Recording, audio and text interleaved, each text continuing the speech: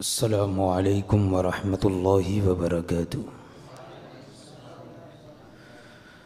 نحمده ونصلي ونسلم على رسوله الكريم اما بعد فاعوذ باللہ من الشیطان الرجیم بسم اللہ الرحمن الرحیم وما هو على الغیب بضنین صدق اللہ مولانا العظیم وبلغنا رسوله النبی الامین الکریم وَنَحْنُ عَلَى ذَلِكَ لَمِنَ الشَّاهِدِينَ وَالشَّاكِرِينَ وَالْحَمْدُ لِلَّهِ رَبِّ الْعَالَمِينَ۔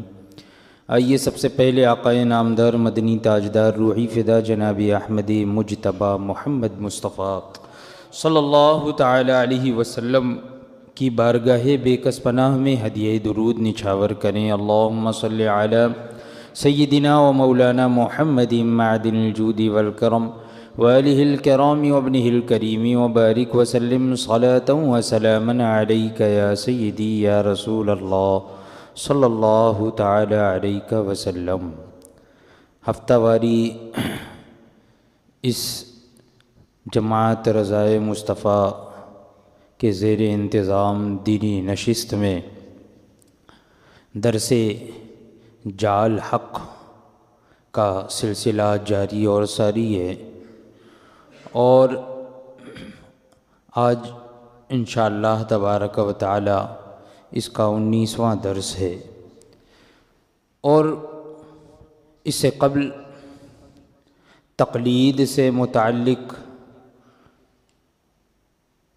تفصیل کے ساتھ دلائل کی روشنی میں اس کا ثبوت پیش کیا گیا، اور اس کے بعد علم غیب کی بحث اور علم غیب کا بیان شروع ہوا، اس کی تعریف، اس کی قسمیں، اور پھر اس کے ثبوت میں قرآن پاک کی آیات کریمہ کی روشنی میں دلائل پیش کیے گئے، اور تقریباً اب تک 15 آیات کریمہ پیش کی گئی، اور اس کے ضمن میں بہت سے تفاسیری جملے اور کلمات بھی پیش کیے گئے، جن سے یہ ثابت ہوتا ہے کہ اللہ تبارک و تعالی نے اپنے بندوں خصوصاً حضور اقدس صلی اللہ تعالی علیہ وسلم کو علم غیب عطا فرمایا،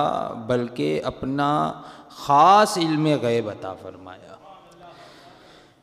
اسی طریقے سے قرآن پاک میں یہ بھی ارشاد ہوا فَأَوْحَى إِلَىٰ عَبْدِهِ مَا أَوْحَى، جس کا ترجمہ یہ ہے کہ اب وحی فرمائی اپنے بندے کو جو وحی فرمائی، اپنے بندے کو وحی فرمائی جو وحی فرمائی۔ یہاں پہ مبہم ہے، ابہام ہے، پوشیدگی ہے کہ کون سی وحی؟ اپنے بندے کو وحی فرمائی جو وحی فرمائی۔ تو مدارج النبوہ جلد اول وصل رؤیت الہی میں ہے کہ تمام علوم و معارف و حقائق و بشارات و اشارات، اخبار و آثار و کرامات و کمالات در حیطِ این ابہام داخل است۔ فارسی میں مطلب یہ ہوا کہ معراج میں جب سفر معراج حضور کو ہوا عطا، اور حضور نے سفر معراج فرمایا، تو معراج میں رب تبارک و تعالی نے حضور علیہ الصلاۃ والسلام پر جو سارے علوم اور معرفت اور بشارتیں اور اشارے اور خبریں اور کرامتیں اور کمالات یہ وحی فرمائے، وہ اس ابہام میں داخل ہے۔ ابہام کا مطلب یعنی جو بھی یہ قرآن پاک کی جو آیت کریمہ ابھی میں نے تلاوت کی نا، فَأَوْحَى إِلَىٰ عَبْدِهِ مَا أَوْحَى، کہ اپنے بندے کو وحی فرمائی جو وحی فرمائی۔ ابہام ہے، یعنی یہاں پر ذکر نہیں ہے کہ کیا وحی فرمائی، تو اسی کا نام ہے ابہام۔ ابہام یعنی پوشیدگی ہے اس میں، ظاہر نہیں کیا گیا کہ کیا وحی کی گئی. تو وہی ارشاد فرما رہے ہیں مدارج النبوہ میں اس آیت کے تحت کہ حضور علیہ السلام پر جو سارے علوم، معرفات، بشارتیں، اشارے، خبریں، کرامتیں، کمالات، یہ سب جو وحی فرمائے یہ تمام کے تمام اس ابہام میں داخل ہے. جو بھی وحی فرمائی اس ابہام میں یہ تمام چیزیں داخل ہیں اور سب کو شامل ہیں. ان کی زیادتی اور عظمت ہی کی وجہ سے ان چیزوں کو بطور ابہام ذکر کیا. یعنی یہ اتنی زیادہ ہیں کہ شمار کے لائق نہیں ہے، ہماری عقل میں نہیں آ سکتے. تو اسی وجہ سے ان تمام چیزوں کو بطور ابہام ذکر کیا. یعنی بس صرف اتنا ذکر فرما دیا کہ اللہ نے اپنے بندے یعنی حضور کو اللہ تبارک و تعالیٰ نے وحی فرمائی، جو وحی فرمائی بطور ابہام ذکر کر دیا، کیونکہ یہ اتنی کثیر تعداد میں ہے، بے شمار ہے، بیان نہیں فرمایا. تو اس میں اس طرف بھی اشارہ ہے کہ ان علوم غیبیہ کو سوائے رب تبارک و تعالی اور محبوب علیہ الصلاۃ والسلام کے کوئی احاطہ نہیں کر سکتا. کوئی ان علوم غیبیہ، وہ علم غیب اتنے ہیں، بے شمار ہیں کہ کسی کے عقل میں محیط ہی نہیں ہو سکتے، کسی کے عقل میں آ ہی نہیں سکتے، کوئی اس کا احاطہ ہی نہیں کر سکتا. وہ ان علوم غیبیہ کو صرف اور صرف اللہ تبارک و تعالی جانتا ہے اور اس کی عطا سے حضور جانتے ہیں بس، اور کوئی جان ہی نہیں سکتا، سمجھ ہی نہیں سکتا، احاطہ ہی نہیں کر سکتا. ہاں جس قدر حضور نے بیان فرمایا تو وہ معلوم ہے. یعنی حضور نے جتنا بیان کیا وہ ہمیں معلوم ہو سکتا ہے، اس کے علاوہ اور جو ہے اس بے شمار ہے. تو فرماتے ہیں صاحب جال حق اس تفسیر اور آیت کریمہ کی روشنی میں فرماتے ہیں کہ اس آیت اور عبارت سے معلوم ہوا کہ معراج میں حضور اقدس صلی اللہ تعالی علیہ وسلم کو وہ علوم عطا ہوئے جن کو نہ کوئی بیان کر سکتا ہے، نہ کسی کے خیال میں آ سکتے ہیں، کسی کے خیال میں بھی نہیں آ سکتے. اور آگے ارشاد فرماتے ہیں کہ ما کانا وما یکون تو صرف بیان کے لیے ہے. یعنی ما کانا وما یکون کا علم حضور کو ہے تو یہ بیان کے لیے ہے. یعنی یہ تو ظاہر ہے، ورنہ اس سے بھی کہیں زیادہ کی عطا ہوئی، کہیں زیادہ اللہ تبارک و تعالیٰ نے علم غیب عطا فرمائے. تو یہ شان ہے حضور اقدس صلی اللہ تعالیٰ علیہ وسلم کی. اللہ تبارک و تعالیٰ کا ارشاد ہے وما هو علی الغیب بضنین، اور یہ نبی غیب بتانے میں بخیل نہیں ہے. بخیل نہیں ہے کس چیز میں؟ غیب بتانے میں. یعنی علم غیب کی جو باتیں ہیں تو حضور چھپاتے نہیں ہیں، بتانے میں بخیل نہیں ہے. کیا مطلب؟ یعنی بتا دیتے، جیسی ضرورت ہوتی ہے.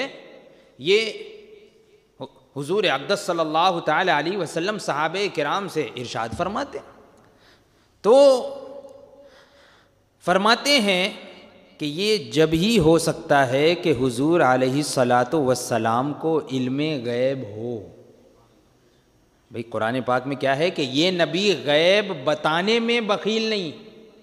تو غیب بتانے میں بخیل نہیں، یعنی غیب بتاتے ہیں. یہ کب ہوگا؟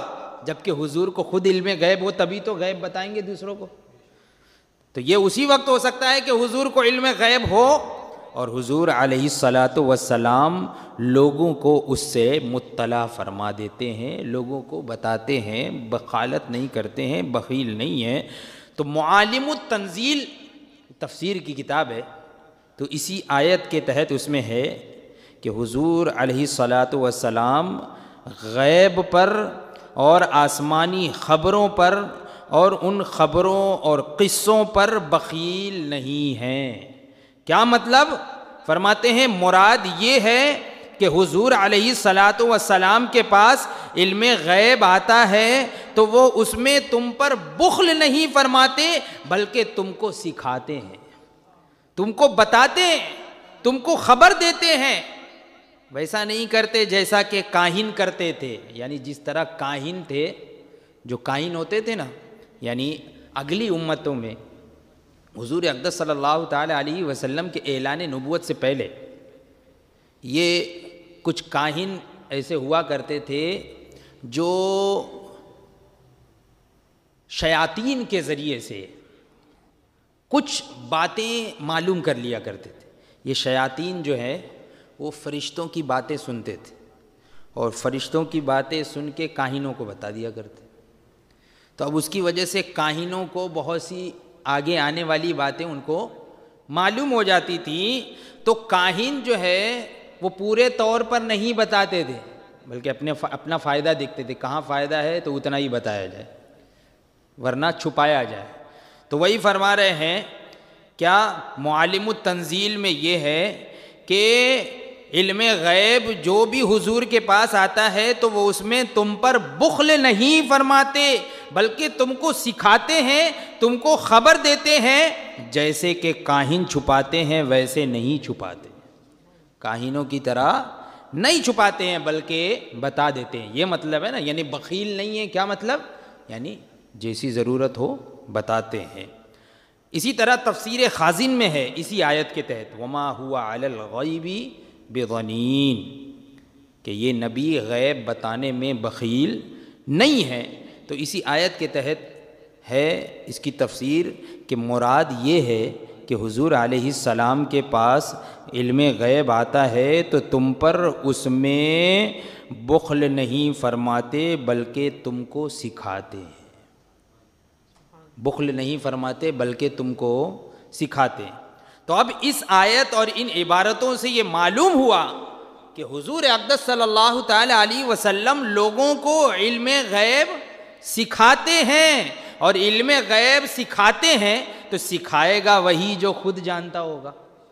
جب حضور دوسروں کو علم غیب سکھاتے ہیں اور سکھائے گا وہی جو خود جانتا ہوگا تو پتہ یہ چلا کہ حضور اقدس صلی اللہ تعالی علیہ وسلم غیب جانتے بھی ہیں، تبھی تو سکھاتے۔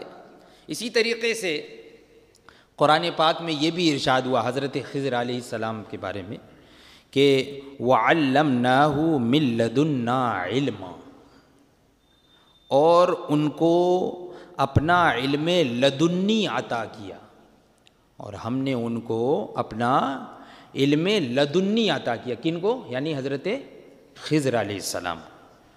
حضرت خضر علیہ السلام کو اللہ تبارک و تعالیٰ ارشاد فرماتا ہے کہ ہم نے ان کو اپنا علم لدنی عطا فرمایا۔ تو تفسیر بیضاوی میں اسی آیت کے تحت ہے کہ حضرت خضر علیہ السلام کو وہ علم سکھائے جو ہمارے ساتھ خاص ہیں، اپنا علم لدنی عطا کیا۔ کیا مطلب؟ یعنی حضرت خضر علیہ السلام کو ہم نے وہ علم سکھائے جو ہمارے ساتھ خاص ہیں، بغیر ہمارے بتائے کوئی نہیں جانتا، اور وہی علم غیب ہے۔ وہی علم لدنی یہ کیا ہے؟ علم غیب ہے، یعنی وہ علم جو ہمارے ساتھ خاص ہے، بغیر ہمارے بتائے ہوئے کوئی نہیں جانتا، اور یہی علم غیب ہے۔ تفسیر ابن جریر میں سیدنا عبداللہ ابن عباس رضی اللہ تعالی عنہما سے روایت ہے، فرماتے ہیں کہ حضرت خضر علیہ السلام نے فرمایا تھا، کن سے؟ حضرت موسیٰ علیہ السلام سے۔ قرآن پاک میں حضرت خضر علیہ السلام سے، حضرت خضر علیہ السلام نے حضرت موسیٰ علیہ السلام سے فرمایا تھا۔ حضرت موسیٰ علیہ السلام جو ہے وہ نکلے تھے اور پھر ملاقات ہوئی تھی۔ یہ سورہ کہف میں جو ہے وہ 15ویں پارے کے اخیر میں اور 16ویں پارے کے شروع میں جو چند آیات کریمہ ہے اس میں اسی واقعے کا ذکر ہے، حضرت موسیٰ علیہ السلام اور حضرت خضر علیہ السلام کا جو واقعہ ذکر ہے۔ تو حضرت خضر علیہ السلام نے حضرت موسیٰ علیہ السلام سے فرمایا تھا کیا؟ کہ تم صبر نہیں کر سکو گے، ٹھیک ہے، لن تصبر، تم ہرگز صبر نہیں کر سکو گے، تو جو حضرت خضر علیہ السلام نے یہ فرمایا کہ تم صبر نہیں کر سکو گے، یعنی تم مجھ سے پوچھ بیٹھو گے، شروعات اس طریقے سے ہوئی تھی کہ حضرت موسیٰ علیہ السلام سے حضرت خضر علیہ السلام نے فرمایا کہ اگر تم میرے ساتھ رہنا چاہتے ہو تو مجھ سے کوئی سوال مت کرنا، کچھ پوچھنا مت، ہے نا. اور پھر یہ بھی ارشاد فرمایا کہ تم بغیر سوال کے صبر کر ہی نہیں سکو گے، یعنی تم سوال کرو گے مجھ سے ضرور. تو یہ جو حضرت خضر علیہ السلام نے آگے کی بات بتائی نا، جو ہونے والی ہے وہ بات بتائی، صبر نہیں کر سکو گے. وہ حضرت خضر علم غیب جانتے تھے تو انہوں نے یہ جان لیا، انہوں نے یہ جان لیا کہ حضرت موسیٰ علیہ السلام صبر نہیں کر سکیں گے. حضرت خضر علیہ السلام کا علم غیب تھا. تفسیر ابن جریر میں حضرت عبداللہ ابن عباس خود فرما رہے ہیں کہ حضرت خضر کا کیا تھا؟ علم غیب تھا. روح البیان میں اسی آیت کے تحت ہے کہ حضرت خضر کو جو علم لدنی سکھایا گیا وہ علم غیب ہے، اور اس غیب کے متعلق خبر دینا ہے خدا کے حکم سے، جیسا کہ اس طرف ابن عباس گئے ہیں. یعنی وہی جیسا کہ اس سے پہلے حضرت عبداللہ ابن عباس کی بات روایت ذکر ہوئی، تو وہی یہاں پر بھی کہ علم لدنی جو حضرت خضر علیہ السلام کو سکھایا گیا وہ کیا ہے؟ علم غیب ہے. علم لدنی کہتے ہیں اس علم کو جو کہ الہام کے طریقے پر جو ہے حاصل ہو، الہام کے طریقے پر اللہ تبارک و تعالیٰ کی جانب سے الہام ہو، اور الہام کے طریقے پر جو علم حاصل ہوتا ہے اس کو علم لدنی کہا جاتا ہے. تو فرما رہے ہیں کہ جو علم لدنی سکھایا گیا وہ علم غیب ہے، حضرت خضر علیہ السلام کا علم، اور اس غیب کے متعلق خبر دینا ہے، اور خدا کے حکم سے یہ علم غیب ہے اور خدا کے حکم سے ہے، جیسا کہ اس طرف حضرت ابن عباس کی روایت ہے، ابن عباس جس طرف گئے. تفسیر مدارک میں اسی آیت کے تحت ہے، کیا فرماتے ہیں؟ یعنی حضرت خضر علیہ السلام کو غیب کی خبریں دی، علمناہ من لدنا علما، اپنی جانب سے ہم نے علم لدنی عطا کیا. کیا مطلب؟ غیب کی خبریں دی، اور کہا گیا ہے کہ علم لدنی وہ ہوتا ہے جو بندے کو الہام کے طریقے پہ حاصل ہو. علم لدنی وہ ہوتا ہے جو بندے کو کس طریقے پر؟ الہام کے طریقے پر حاصل ہوا. اور تفسیر خازن میں ہے اسی کی تفسیر اسی آیت کی کہ یعنی حضرت خضر کو علم باطن الہام کے طریقے پر ہم نے عطا فرمایا. تو اب اس آیت اور تفسیری عبارتوں سے معلوم ہوا کہ رب تبارک و تعالی نے حضرت خضر علیہ السلام کو بھی علم غیب عطا فرمایا تھا، جس سے لازم ہوا کہ حضور اقدس صلی اللہ تعالی علیہ وسلم کو بھی علم غیب عطا ہوا، کیونکہ آپ تو تمام مخلوق الہی سے زیادہ عالم ہیں، حضور تو سب سے زیادہ علم والے ہیں. تو جب حضرت خضر علیہ السلام کو علم غیب عطا کیا گیا، رب تبارک و تعالی نے حضرت خضر علیہ السلام کو عطا کیا، تو پھر حضور علیہ السلام کو بھی علم غیب عطا ہوا، کیونکہ حضور تو تمام مخلوق میں سب سے زیادہ علم والے ہیں، اور حضرت خضر علیہ السلام بھی تو مخلوق ہیں. حضرت خضر علیہ السلام بھی ایک مخلوق ہیں، انسان ہے نا، مخلوق ہیں. تو جب حضرت خضر علیہ السلام مخلوق ہے اور تمام مخلوقات میں سب سے زیادہ علم حضور کو عطا کیا گیا، تو جب حضرت خضر علیہ السلام کو علم غیب عطا ہوا تو حضور کو بھی علم غیب عطا. اسی طریقے سے قرآن پاک کی آیت کریمہ 19ویں آیت یہاں پہ اب ذکر ہو رہی ہے، 19ویں آیت علم غیب کے ثبوت میں. قرآن پاک میں ارشاد ہوا وَكَذَلِكَ نُرِي إِبْرَاهِيمَ مَلَكُوتَ السَّمَاوَاتِ وَالْأَرْضِ. ترجمہ یہ ہے، اور اسی طرح ہم ابراہیم کو دکھاتے ہیں ساری بادشاہی آسمانوں اور زمین کی. ہم ابراہیم کو دکھاتے ہیں آسمانوں اور زمین کی ساری بادشاہی.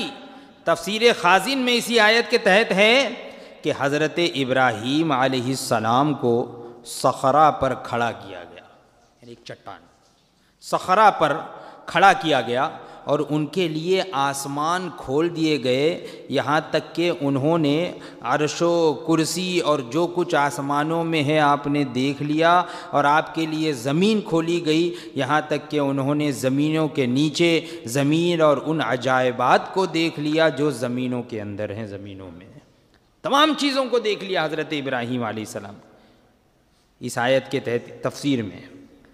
تو حضرت ابراہیم علیہ السلام نے ہر چھپی ہوئی چیز کو دیکھا یا نہیں؟ تو یہ علم غیب ہی تو ہے۔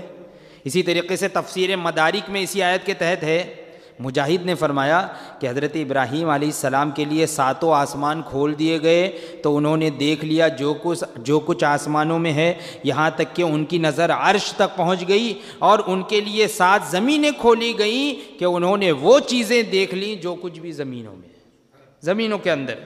روح البیان میں اسی آیت کے تحت ہے کیا کہ ابراہیم علیہ السلام کو آسمان و زمین کی عجائبات و غرائبات دکھائے، اور عرش کی بلندی سے تحت الثری تک سب کچھ کھول دیا گیا، سب کچھ کھول دیا، منکشف کر دیا، دکھا دیا، سب ظاہر فرما دیا۔ تفسیر ابن جریر ابن ابی حاتم میں اسی آیت کے ماتحت ہے کہ حضرت ابراہیم علیہ السلام پر کھلی اور پوشیدہ تمام چیزیں کھل گئیں، ہر چیزیں ظاہر ہو گئیں، کھل گئیں، بس ان پر مخلوق کے اعمال میں سے کچھ بھی ہو چھپا نہ رہا، مخلوق کے اعمال بھی نہیں چھپے رہے، ان سے اعمال بھی ظاہر کر دیے گئے۔ اسی طرح سے تفسیر کبیر میں ہے اسی آیت کے تحت کہ اللہ تبارک و تعالیٰ نے حضرت ابراہیم علیہ السلام کے لیے آسمانوں کو چیر دیا، یہاں تک کہ انہوں نے عرش و کرسی اور جہاں تک جسمانی عالم کی فوقیت ختم ہوتی ہے دیکھ لیا، اور وہ عجیب و غریب چیزیں بھی دیکھ لی جو آسمانوں میں ہیں، اور وہ عجیب و غریب چیزیں بھی دیکھ لی جو زمین کے پیٹ میں ہیں، زمین کے اندر ہیں۔ تو اب اس آیت اور ان تفسیری عبارتوں سے معلوم ہوا کہ از عرش تا تحت الثری، یعنی عرش سے لے کر تحت الثری تک، آسمان کے اوپر عرش، عرش سے لے کر تحت الثری یعنی زمین کے نیچے ایک دم نچلے حصے تک حضرت ابراہیم علیہ السلام کو سب کچھ دکھا دیا گیا، اور مخلوق کے اعمال کی بھی ان کو خبر دی گئی، اور حضور کا علم تو ان سے کہیں زیادہ ہے، تو ماننا پڑے گا کہ حضور اقدس صلی اللہ تعالی علیہ وسلم کو بھی یہ علوم ضرور عطا ہوا، کیونکہ حضور کا علم تو ان سے بھی زیادہ ہے، کہیں زیادہ ہے، بہت زیادہ ہے، تو اب ماننا پڑے گا کہ یہ تمام علوم حضور کو بھی عطا ہوئے۔ تو خیال رہے کہ عرش کے علم میں لوح محفوظ بھی آ گئی، عرش تک دکھا دیا گیا نا، تو عرش تک جب سب نظروں کے سامنے آ گیا تو لوح محفوظ بھی اسی کے درمیان ہے، لوح محفوظ بھی اسی میں، اور لوح محفوظ میں کیا لکھا ہے اس کو ہم پہلے ہی بیان کر چکے ہیں، ہے نا، پہلے ہی ہے نا کہ ہر چیز کا علم ہے، ہر چیز کا بیان ہے اس میں، کتاب سے مراد لوح محفوظ، تو اور کتاب میں ہر چیز کا بیان ہے، یہ اس سے پہلے تفصیل کے ساتھ بیان ہو چکا ہے، لہٰذا ما کانا و ما یکون کا علم تو ان کو بھی حاصل ہوا، کن کو؟ حضرت ابراہیم علیہ السلام کو، اور علم ابراہیمی اور علم حضرت آدم علیہ السلام یہ حضور اقدس صلی اللہ تعالی علیہ وسلم کے علم کے دریا کا ایک قطرہ ہے۔ حضور کے علم کے مقابلے میں ان حضرات کا علم جو ہے وہ حضور کے علم کے دریا کا ایک قطرہ ہے، تو حضور کے علم غیب اور حضور کے علوم کا کیا جاننا، ہماری رسائی، ہماری عقل وہاں تک پہنچ ہی نہیں سکتی ہے۔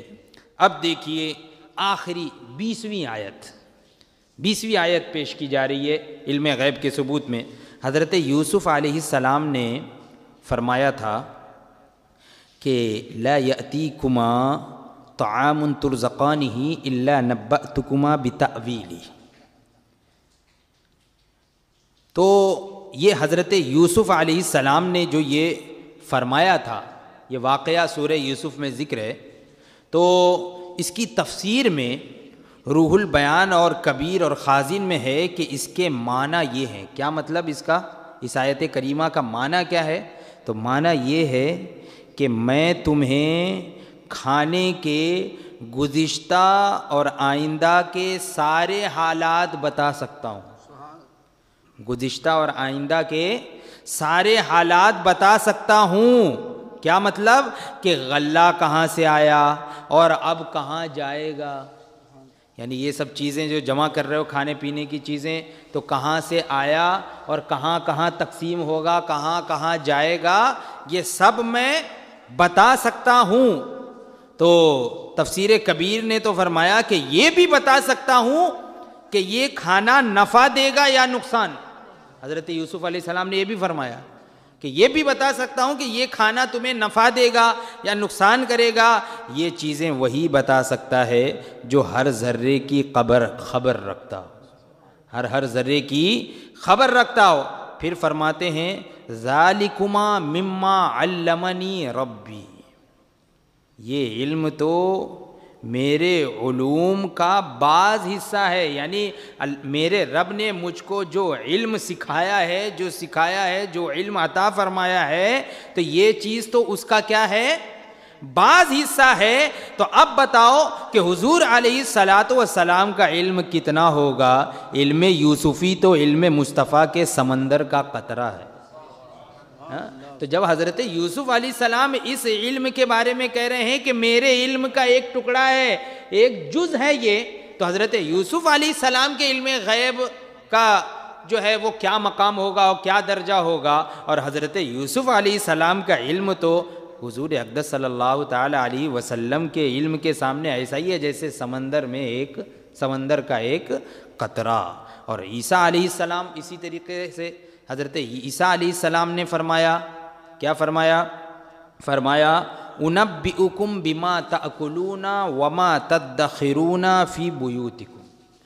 حضرت عیسیٰ علیہ السلام نے فرمایا کہ میں تمہیں خبر دے سکتا ہوں، میں تمہیں بتا سکتا ہوں جو کچھ تم اپنے گھروں میں کھاتے ہو اور جو کچھ جمع کر کے رکھتے ہو، میں سب تمہیں بتا سکتا ہوں کہ کیا کیا تم کھا رہے ہو، کتنا کھا رہے ہو، کتنا بچا کے رکھ رہے ہو، کتنا جمع کر کے رکھ رہے ہو، کتنا چھپا کر رکھ رہے ہو۔ تو دیکھو کھانا گھر میں کھایا اور رکھا گیا گھر میں جہاں عیسیٰ علیہ السلام موجود نہیں تھے، اور اس کی خبر آپ باہر دے رہے ہیں، یہ ہے علم غیب، یہ ہے علم غیب۔ تو اب یہاں یہ 20 آیات کریمہ پیش کی گئی، اور اس کے ضمن میں تو کثیر تعداد میں تفاسیر اور معانی اور مفاہیم مفسرین کرام کے اور احادیث کریمہ کی روشنی میں یہ بات ثابت کر دی گئی کہ اللہ تبارک و تعالی نے حضور اقدس صلی اللہ تعالی علیہ وسلم کو ساری کائنات میں سب سے زیادہ علم عطا فرمایا۔ تو جب اپنے دوسرے انبیاء و مرسلین علیہم الصلاۃ والتسلیم کو اللہ تبارک و تعالیٰ نے علم غیب عطا فرمایا جس کی کوئی حد اور کوئی انتہا نہیں ہے، تو حضور اقدس صلی اللہ تعالیٰ علیہ وسلم کے علم غیب کا کیا عالم ہوگا؟ کیونکہ حضور کا علم تو دوسرے حضرات کے علم کے مقابلے میں ایسا ہی ہے، یعنی بعض لوگوں کا علم حضور کے علم کے مقابلے میں ایسا ہے جیسا کہ ایک قطرہ دریا کے مقابلے میں، دوسرے لوگوں کا علم حضور کے مقابلے میں، حضور کے علم کے مقابلے میں ایسا ہے جیسے کہ ایک قطرہ دریا کے مقابلے میں، یعنی حضور کا علم دریا ہے اور دوسروں کا علم قطرہ ہے۔ تو اب فرماتے ہیں کہ مخالفین سے ان دلائل کے جواب کچھ نہیں بنتے۔ یہ جتنی بھی دلیلیں ذکر ہوئی ہیں نا، اتنی ساری یہ دلیلیں اگر آپ کسی کے سامنے پیش کر دو کوئی جواب نہیں بن پائے گا ان کا، کوئی جواب نہیں۔